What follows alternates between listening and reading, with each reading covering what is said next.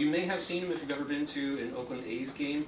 He's sung like 70 national anthems or 1,000. What's 90? Wow. A lot. So this is a real small crowd. This is a real small crowd for him. So if you would please welcome to talk about MRIs, Daniel Borup.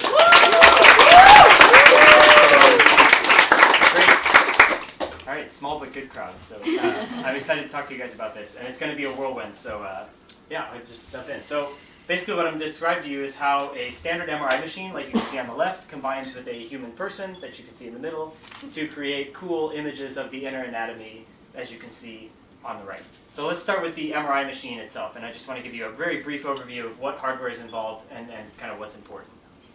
So there's really three main systems in the MRI that are of importance. So we'll start with the biggest one. If you take all this plastic shielding off and kind of open up the core of the magnet, you can see sort of the innards. And what we have here is a main magnet, and this is just a superconducting liquid helium-cooled magnet. So there are a bunch of electromagnetic windings there, and they're cooled down with liquid helium. The job is to create a strong uniform magnetic field through what's called the bore, which is the hole in the center where the person goes. And so this answers a common question, which is why is the machine so big? Well, in order to get that strong uniform magnetic field that's very, I guess, located in the bore, the machine has to be that big, basically, to take care of all of that. So that's one of the three components. Second, we have what's called the gradient coils, and these are, again, electromagnetic coils, so you can see copper windings here. And what they let you do is vary the magnetic field in the three spatial directions, so up, down, left, right, and front to back. And that's important for creating the actual image. This answers the question of why the MRI is so loud, because we're switching the current in these gradients on a matter of actually microseconds. That causes them to shift slightly because there's a lot of force from that electromagnetic switching, and they actually move around and cause the loud banging sound that you hear. And then finally we have a radio, and we usually call this an RF coil. It's a radio that can either play a signal into the sample or receive a signal, and these RF coils are actually shaped to whatever part of the anatomy we're trying to image. Okay, super fast overview of the hardware itself. Now let's look at the person being imaged. So this is President Warren G. Harding. In my spare time I read presidential biographies, so I borrowed him for a demonstration. And he wasn't a very good president, but he'll make a pretty good demonstration. If we zoom in on any part of Mr. Harding, the important thing is that he's mostly made of water. And water, as you know, is H2O, 2 hydrogen atoms and an oxygen atom. If we look inside the hydrogen atom, we can see the nucleus. And that nucleus actually has a little bit of electromagnetic property. It actually behaves like a small magnet, so it emits electromagnetic fields. And this is how MRI is different from CT. In X-ray or CT, we're shining an X-ray light through and seeing where it's blocked. In MRI, we're going to detect the signal actually from these hydrogen protons that are found everywhere in the human body. Okay, so now a trick, we're not going on there. We're going to go to the plus, because this is the really cool part of MRI, is how these two things are combined. So to create an image, we have to do this this repeated process. So we'll go back to that magnetic nucleus of the hydrogen atom. Now the normal state is that this nucleus wants to stay aligned with the magnetic field. That's kind of the low energy state. And so it looks a little bit like a top that's pointed up and down. This is sort of where it wants to be. Now to create the image, we have to do a bunch of things really fast in a row. So we use that radio to tip the spins out of alignment. They then precess or resonate. This is the resonance in MRI. And then after the gradients give us our position information, then the radio receiver measures the signal around there. And then over time, actually not very much time, less than a second, the spins tend to do what's called decay back to their normal state. So they go back to alignment with that main, with the main magnetic field. Now the important thing here is that we have to do this a lot of times. You don't get a lot of signal from just one of these. So typically we have to do this like 100 or 1,000 times. Each one takes maybe 5 to 10 milliseconds, and so this is why MRI scans end up taking on the order of minutes, or sometimes closer to hours actually, to produce a whole image. So that's why if you get an MRI, you're going to be sitting inside this loud giant machine for a very long time without moving, because if you move, that will destroy the whole image, basically. So it's a long iterative process.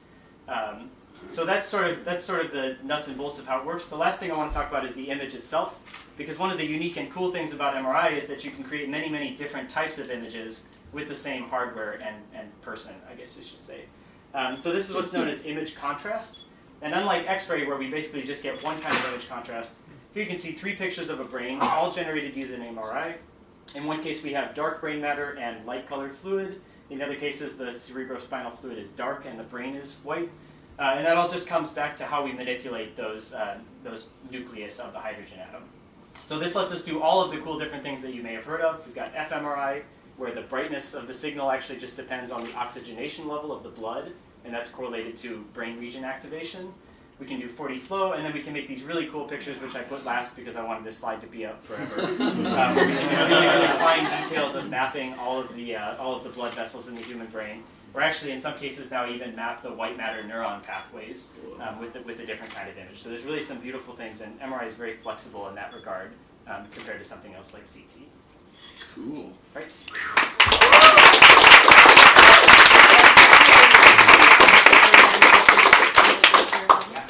Questions? Right here. Have you heard of any good MRI bands? Music from the sounds of the MRI. I have not heard of any. That looks like the cover art by an album by Muse. Oh yeah. So the closest thing I've heard of to that.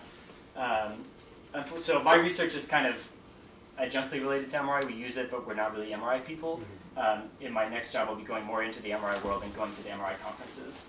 And I've heard that at these conferences, there are people that are trying to develop imaging sequences that play sounds or tunes. And I think the application they had in mind was for pediatric care. They want something that maybe plays a song that the kid knows, so it's more relaxing when they're inside this giant machine, while also still getting the image with diagnostic information. Like the printers that make the Star Wars theme and things like that. So some people do work with that. My favorite game when we do experiments is to try to guess some of the scan parameters from the pitch of the sound, which I'm not very good at because I don't have perfect pitch, but it's usually anything. Yeah, over here. Abby? Yes, yeah. Yeah, so you say it's very slow. Is the thing preventing it from getting faster just a matter of hardware, or is there some kind of biological reason that it can't become a lot faster? Hardware is one limitation. So you're kind of against the clock because I showed those hydrogen nuclei that are relaxing back to their normal state. So once they're aligned with the magnetic field, you don't get any signal out of that. So any signal that you want to get, you have to get in the time between basically when you hit the top a little bit and it comes back to normal. Hardware is getting faster to where you can get 2D images potentially and even some coarse 3D images in like a second or under a second to do time resolve things. But it's sort of, I guess hardware is one issue, and then the amount of signal that you pick up at a given time is pretty low, so you also have to typically get a lot of data points before you have something as clean as the types of images that I've been showing. I'd say those are kind of the two main issues. Yeah, in the back. So I know in sending bits over radio, you can do something where you can detect, you can compile signals which are below the noise level, and like with spread spectrum, I think they do this.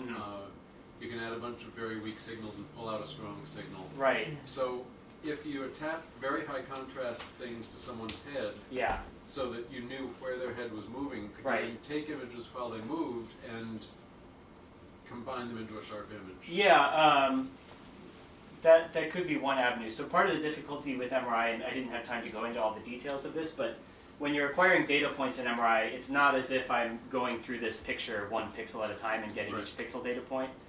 Kind of each data point that I get is some messed up representation of the whole thing. And so if the thing moves a little bit, I don't ever have a complete picture where I could reference to those markers. But that does seem like one avenue that you could go. I think more commonly now people are just using intelligent algorithms to kind of look at the data and infer, oh, there must have been a move in here at some point. I know machine learning is a common approach to attacking that kind of thing. And it's really not so much an issue in the head, but when you're trying to do imaging around the heart or the lungs or something, you can have somebody hold their breath, but you can't have them like stop their heart for a minute while you take an image, right? So that's really where the benefits are in places where you can't control motion at all. It's definitely, that's a big topic, yeah. Is there any sort of imaging technology that is going to be able or getting to a point where it can compete with MRI for image resolution, like ultrasound or anything like that? That's a good question. I don't know too much about ultrasound, so I'm not the right person to answer that, which is something that I've learned going into PhD is that I'm almost never the right person to answer. But yeah, I mean, there are still cases where X-ray CT is preferred over MRI just because it's a lot faster and it gives you the diagnostic information that you need.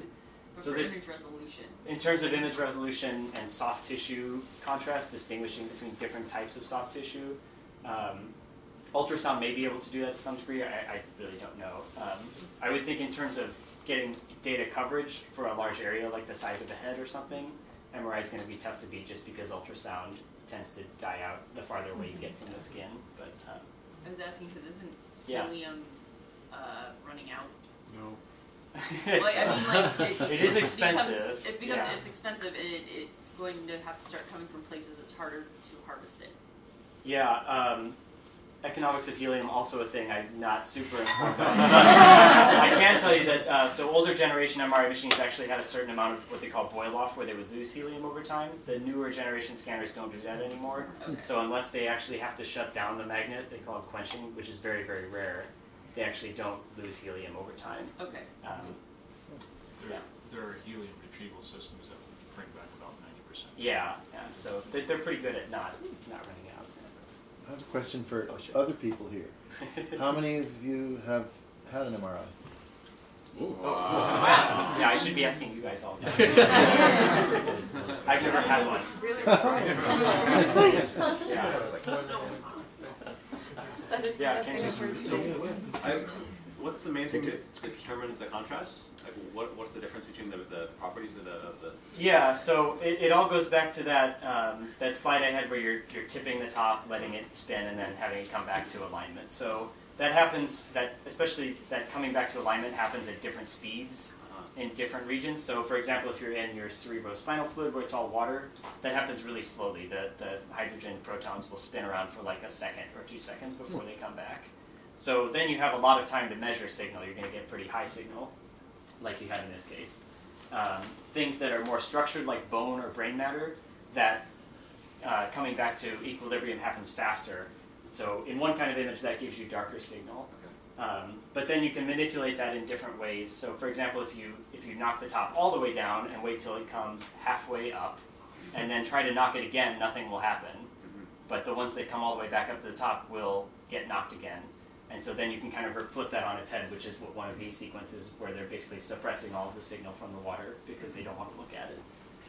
So there's really, I mean, I think MRI people just sit around and think, oh, how could we do different stuff?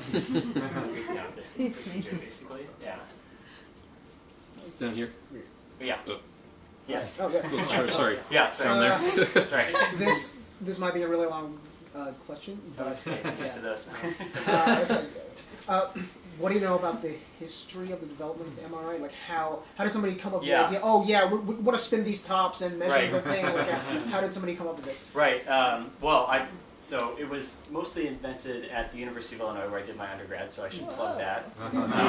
Here. Actually, one of the guys who won a Nobel for it had kids at the same middle school that I went to, so I got to see his Nobel when I was a kid.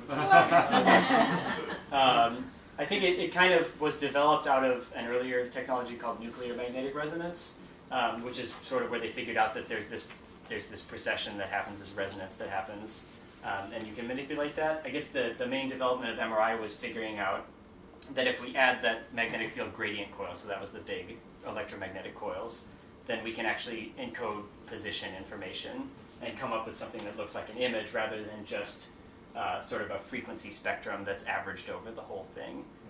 And if my memory's correct, that was maybe 60s or 70s around there. And since then, a lot of the development has just been improving the hardware, standardizing it, and then coming up with these new contrast mechanisms that give interesting diagnostic information. So, yeah. Is there any concern about being? Sorry, if there's one back there. That's fine. Okay. Yeah. Is there any concern about being exposed to these electromagnetic fields? Any evidence of any? Not that I know of in terms of harm over time or something like that.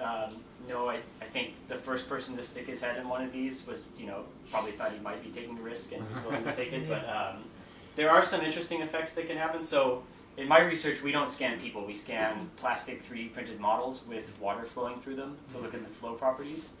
So we can scan basically as fast as we want, and we can scan for hours on end. If you tried to scan a person, and apparently they did this before I started in my PhD program, you can get something called peripheral nerve stimulation. So if you're flipping those magnetic fields too fast, it can like activate your nerves, which is obviously kind of uncomfortable and weird. So there are things that can happen that I think are kind of acute effects, but in terms of long-term chronic conditions, nothing that I know of. Probably the conditions you're looking for is more serious. Yeah, yeah. Diagnosis. Sure. Yeah. And compared to, getting a CT of your brain where you're being exposed to ionizing radiation from like 1200 X-ray projection images, then it's a lot different. Is there a question back there that I can't see? Yeah, I have a question. Jamie. So it's kind of like a two-part question. First Okay. part is one of your slides said Yeah. overt singing at the top of it? Yes, I think that was the next slide. Yeah. So I want to know what that means, because that's a great set of words. And I also I feel like it's tied to fMRI, and I'm curious, how can you explain a little bit how you get functional MRI from MRI? Yeah, so overt singing, that's a good question. I didn't read this paper particularly closely when I stole their image. So my guess is maybe they were comparing like actual singing to thinking about singing or looking at somebody singing, because a lot of times they'll compare the activation. Yeah. In terms of how the fMRI image is generated, so what you're seeing here is basically two types of imaging that are overlaid. The black and white is just an anatomical image, so they're just taking a scan of the brain to give you references for where things are. The other image is essentially how it would work is they'll take a resting state image, so they'll look at an image of your brain when you're, not doing anything or thinking about something else or whatever their control case is. Then they'll have you do overt singing, whatever that is, and they'll take another image, and the type of image sequence they use is such that if the brain level oxygenation changes, that actually changes the brightness of the image in that region. So if your red blood cells contain oxygen, you get, I think, a brighter image, and if they become deoxygenated, then you get a darker image. And the assumption, which I guess has been validated fairly well, is that that blood oxygenation change corresponds to brain regions being activated. So if you're using part of the brain, you're using the oxygen supply from the blood, so they can kind of see that happen. Cool. Yeah, that's sort of my I understanding. know you didn't read the paper Yeah. thoroughly, but do you know if the person who was singing, overt singing, I think it's singing out loud, do you know if this person was a musician or a producer, or was it just a civilian that enjoys music? I have Because no those are idea. different parts of the brain that get activated. Yeah, I really, no, I don't know. Because you can be singing technically, Mhm. and you can, sorry, not my Yeah. turn. I don't know, and I don't know enough about anatomy to know what regions of the brain these are that are being activated, but it makes a cool picture. Yeah, maybe a couple more over here. Yeah. Final question. Whoever. Go ahead, Katie. Fight. Yeah. I'm not gonna fight you. That's not all of it. I know MRI because Uh-huh. of injuries and like physical body stuff. Okay, yeah. I don't know a lot of other uses for MRIs. Yeah. So when you just described looking at plastics, I Mhm. didn't know that very well. Can Yeah. you describe some of the other uses? Oh, of sure, I MRIs? can talk all day about, I just gave a PhD defense on that. You found this topic. Yeah, hit my niche. So in that case, we're not looking at the plastic itself, we're looking at the water flowing through it. Yeah. And so there are types of MRI sequences. The image on the right is kind of an example where you can use that same process of tipping the spins and changing their frequency and all of that to actually get a measurement of how fast the water is moving and in what direction. So that kind of originated when people wanted to study cardiovascular flows. They wanted to know, how is the flow inside the chambers of your heart, how is it moving in the aorta and that kind of stuff. We basically hijack that and then build 3D printed models that represent something. So I have one of the human nose, as was mentioned, like a plastic nose sitting on my desk. We have some that are from airplane components and that kind of thing. And then we flow water through it and basically just measure the velocity of the water and some other properties that we can look at. So we're basically just using it as a experimental tool for things that are completely unrelated to medicine. But we're kind of hijacking the sequence types that were originally developed for looking at biological flowing things, like blood flow most commonly. It's like a wind tunnel, but the nose is too big to fit in there, so you make a model. Yeah, basically, yeah. Actually, it's a My nose is 1.8 too scale big to fit in nose, the so wind it's a little bigger than this. Thank you. I know there's a lot of other hands up. You guys can. Yeah, come find me.